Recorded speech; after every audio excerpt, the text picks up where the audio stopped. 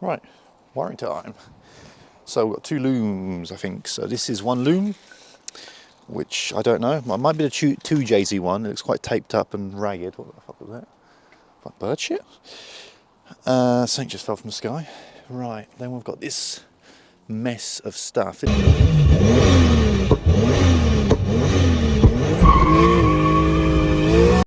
Firstly, welcome back. Secondly, apologise. I'm clogged up to hell and ill, so I'm going to sound like an absolute potato. But anyway, a bit of history down about the Soarers and how the wiring works to what I figured out a week later. So there were three versions of Soarer. There was the JZZ30, the one I have.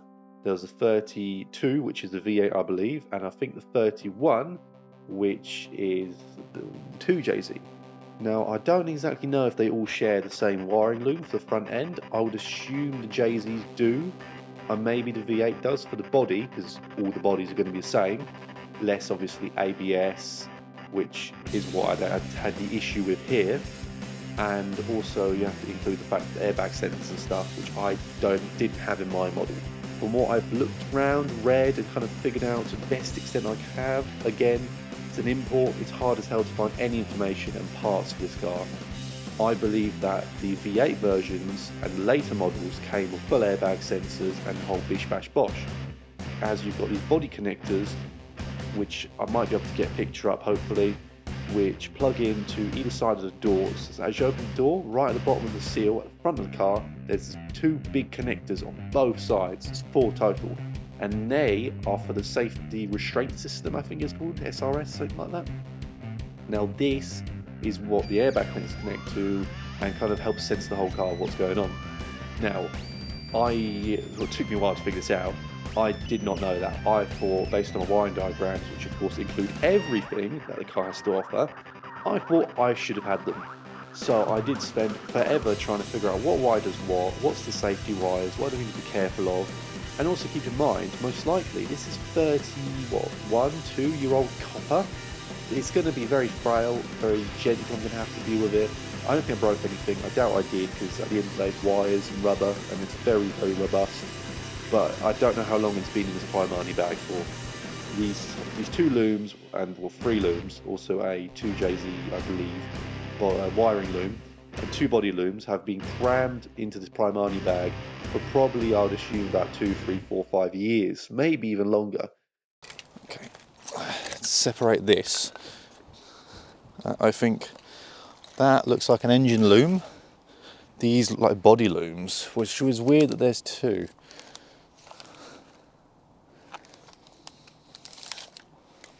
Okay, let's start from the fuse box. That's wide through this. That's going through that. Got one plug. It's a blue wire. Blue wire. Oh, this box. This box. Something to do with this box. Oh shit. Relays. Oh shit. I'm feeling rain. Now, wiring is something I've never really liked. It's frustrating, it's annoying. Every time I've installed a radio into a car, anything along those lines, I've just got Sparky to do it for me because he knows what he's doing. He can figure everything out for me and he understands the wiring diagrams. So it's something I'm going to have to learn, figure out as I go, but it's not a problem. Now, this is where the investigative work started of figuring out what the hell am I actually dealing with? What have I got in front of me? And my completely unwiring brain trying to figure out what the fuck copper is and why a fuse box has been hammered to pieces. But we got there. We got there eventually. And as you'll find out in a future episode, it came right back out, to be honest. So there's more confusion and more mess and more figuring out. You got to really keep this in mind when you're buying a car like this. Jesus Christ, I hate wiring, man. That's been sprayed. This one's been sprayed. So this one was in the car when it was getting redone. Okay, so I think that one might just be scraps. I think that, because it's got cut wires, I think that loom they were using as a salvaging loom for bits and bobs, and then this is the actual body loom, which explains the overspray and the red on some of the bits and bobs. So, that goes on the passenger side, I know that. don't know where this box goes. This plugs into the ECU and stuff, I would imagine. This, I don't know what that is. This with a little dongle on it. There's one of these already in the passenger side, so I'm going to chuck that in now. I think we're going to give that a go. Probably the best bet we've got. And then this should have the battery terminal, which I presume is that one on there, because it's had a relocation to the rear, which means the cable can be a bit of a biatch. Okay, let's give this a go. Right. The wire there. The fuse box here. Something along those lines.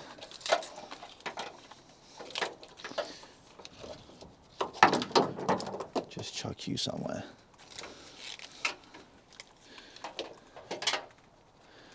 Okay. Fuse box. Cable. This way? No. I have no idea which way this goes. This goes about here, I know that much. I'd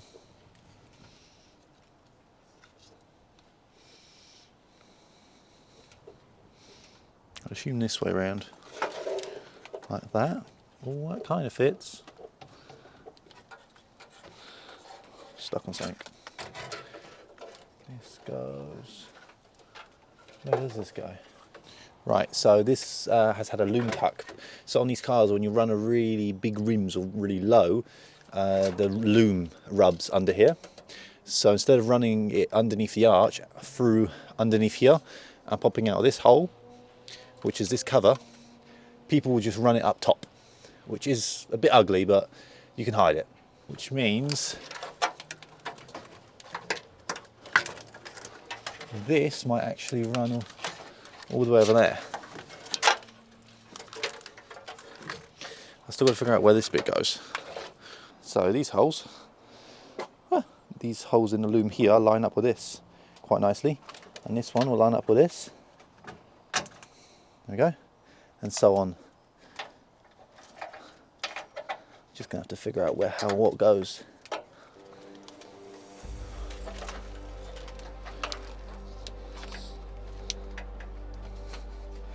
This one's a little short.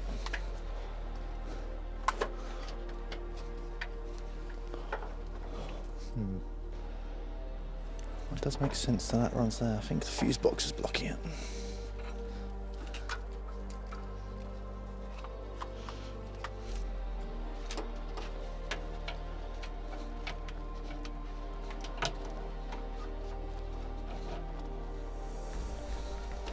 It runs about there.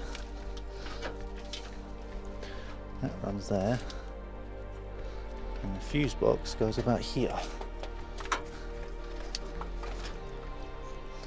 I'm starting to gather this. I think it's been twisted so many times. It's just a bitch to... Oh, fuck.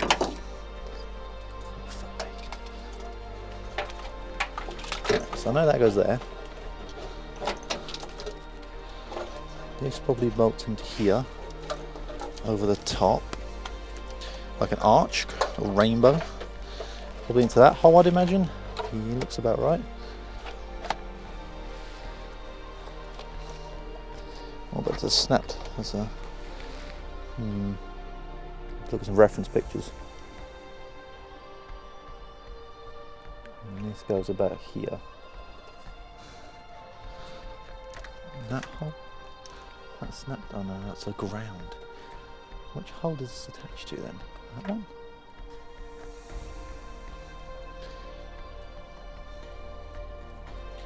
No. So, oh fuck, why is it wet? Fuck's sake. Right, centre, no, we want outer. Sides, that's what we want. So, fuse box. So fuse box is the blue thing there. There's also the other fuse box there. That looks like the strut tower thing. How it's called? Yeah, strut tower. Or top mount, that's the word. So it goes just in front. Reservoir goes next to it. It goes sideways like that with a line of fuse going underneath it. Okay, and then the thing goes down bottom. Now, of course, as per everything with this car, it is filthy. It's been sat outside for 2.5 years-ish, probably maybe longer somewhere else. It really needed a good vacuum. So big up Henry, brand new Henry, coming into action, give me a hand. Now, it's mostly just crud, but there is a lot of glass in this car. Since I've previously mentioned, the windscreen did smash, which means it went everywhere. And I mean absolutely everywhere. Every single crevice. I've got so many cuts on my hand still. I'm finding more and more glass. And the entire floor underneath the car as well is, of course, glass. So I'm going to have to clean that up when the car eventually moves, which will probably go inside the garage. Not too much of a problem. So it's kind of shows the importance of being clean. I do later on, a couple of weeks later, I have cleaned out the entire engine bay, degreased it, scrubbed it out, prepping it for paint. So that will be a very, very cool episode, which hopefully I'll be able to show how to respray an engine bay as well on the cheap, because I'm not going to spend a lot of money doing it since majority engine bay is just going to be covered.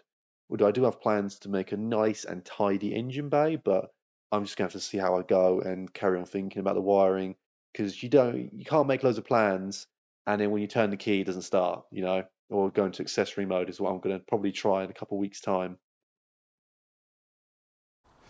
Well, go on. Just sorting out a small little patch of rustiness here because I may as well wear everything's apart. Just blits and blobs that have come up. Just getting a little sand down and then just going to give it a little paint over. Very, very thin bits. Now, this actually makes me highlight a very, very, very useful tool, and that is these wire brushes that you can just get. They're very, very, very cheap. They just attach onto your drill. Surprisingly, I don't know why. I didn't know about these. I didn't actually know how affordable they are.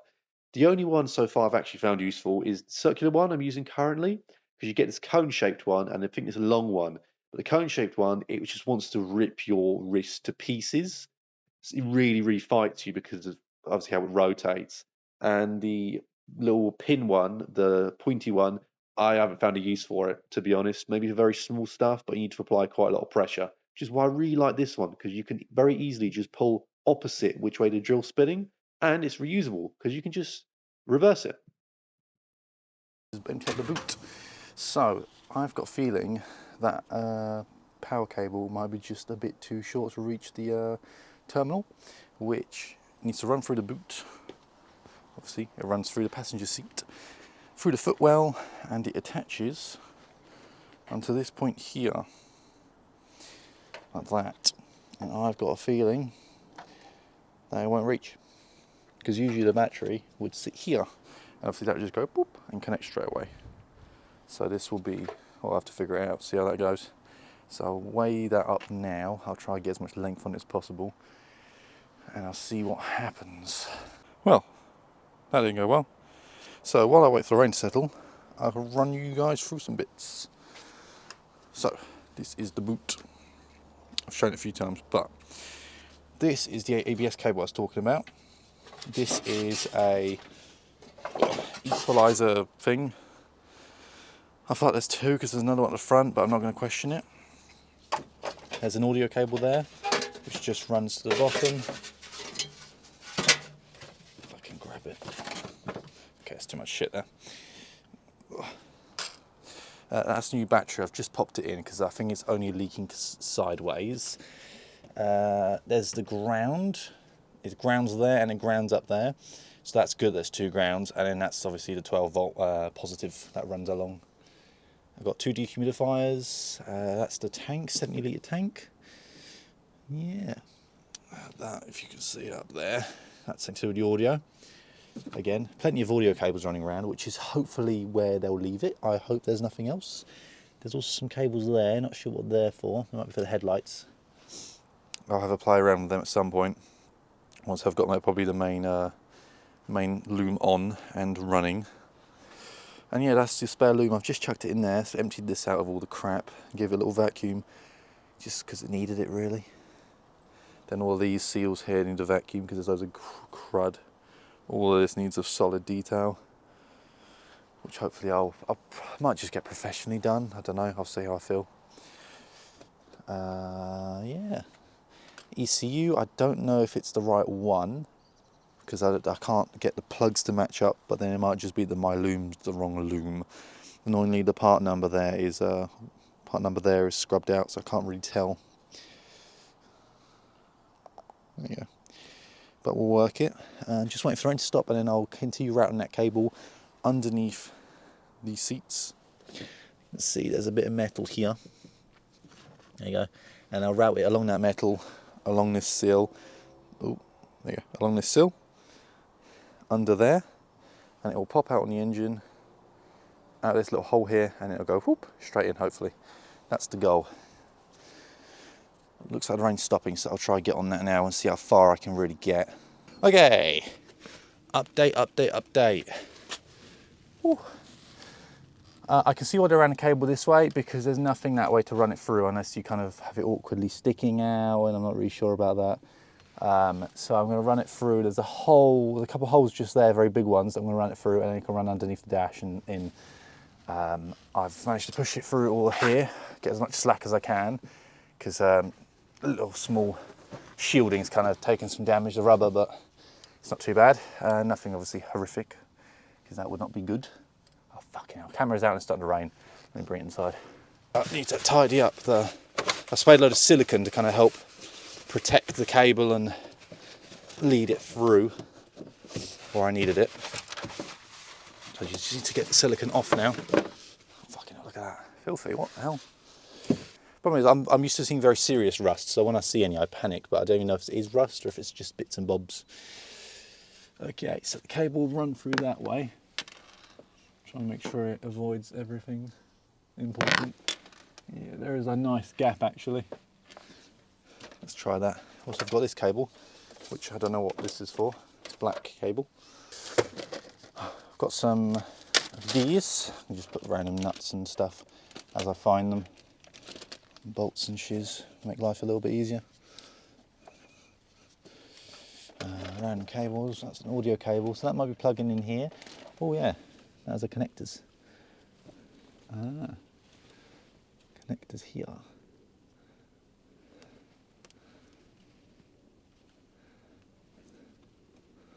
They've connected.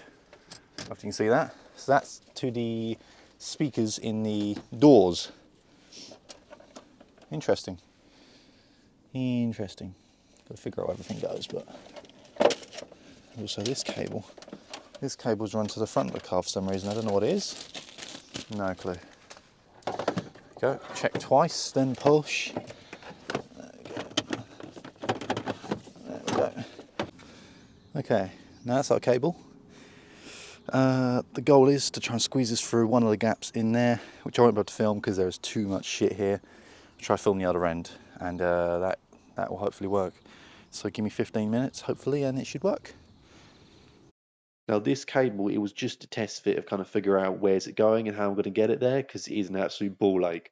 But I do really like that it's got a rear battery relocation, because it just makes life easier. It's so much more sexy in the engine bay not seeing this big fat battery. Right, time to do a show and tell. I've taken the battery out because that will need is it gator? The rubber bit. We'll need a hole cut in it. So I'm pulling that for now, probably a tomorrow job.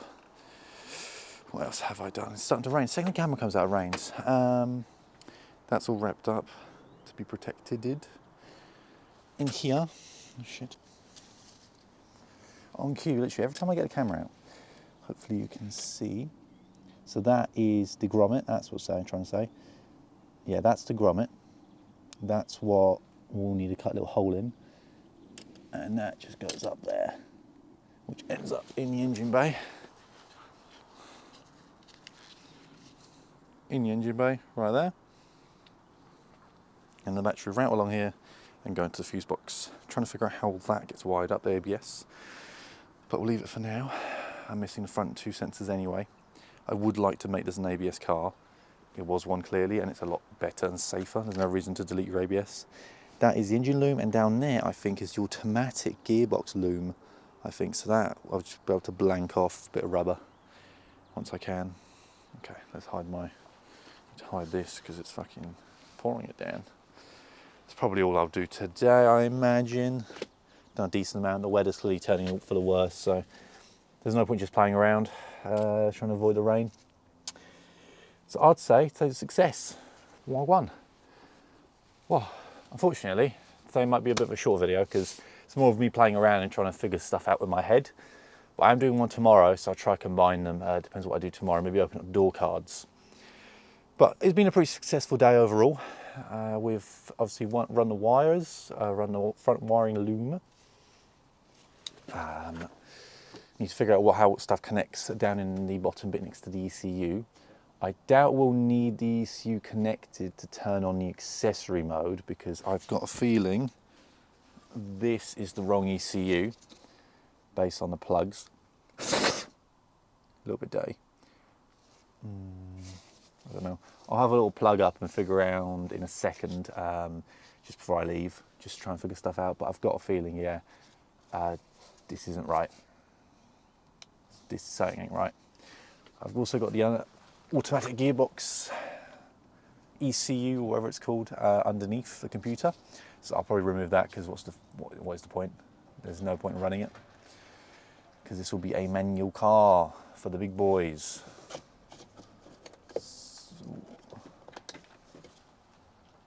So I think that's a successful day. I think. See you boys tomorrow. Something just fell.